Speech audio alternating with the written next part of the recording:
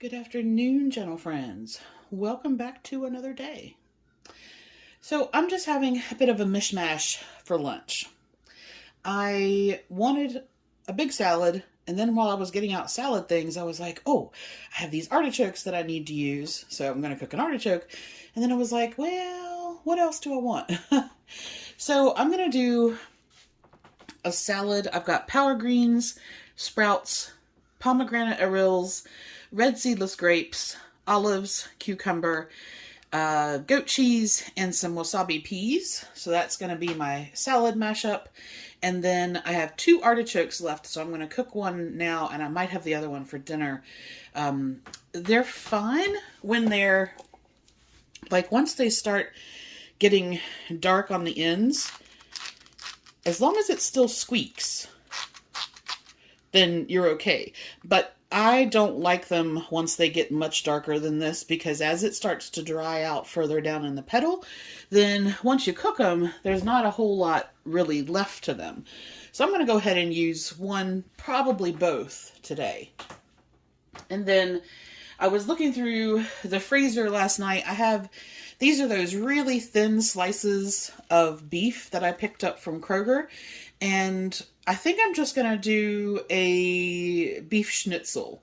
So I bought these for making jerky, but I am going to do that.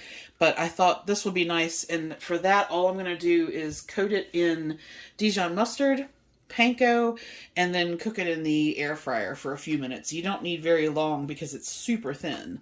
So, salad, steamed artichoke, or, well, Instant Pot artichoke, and beef schnitzel. That's what's for lunch.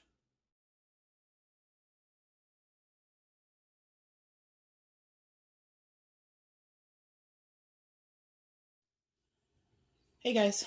So for dinner, I'm going to do a take on, like you've seen the Big Mac bowl or cheeseburger in a bowl. There is a slight variation on that, which is like a bacon cheeseburger bowl, which is pretty much what I'm going to do. Except I have 5 ounces of ground chicken breast. And so I'm going to use that with some Worcestershire sauce just to season that up.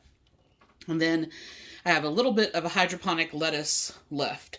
So this is my clean the fridge and freezer and pantry out month.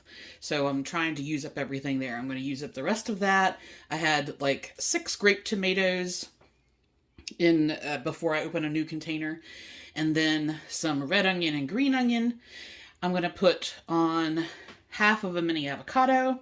I have some pickle chips, some cheddar jack cheese, and some bacon. And then with that, I'm going to do a loaded spuds.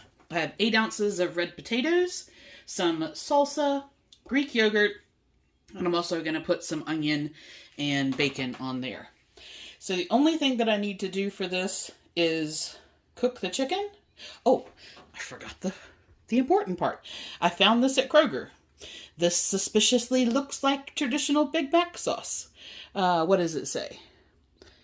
Made for big juicy burgers. So if you're into special sauces like the one in the Big Mac, there we go. So yeah, that's going to be the sauce that I'm going to try on that. And like I said, just going to cook the chicken with some of the Simple Truth Organic Worcestershire sauce. And then it's just a matter of putting the bowl together. Cook the potatoes. Did not really anything to do with them either. I'm trying to keep the heat-producing appliances to a minimum for right now.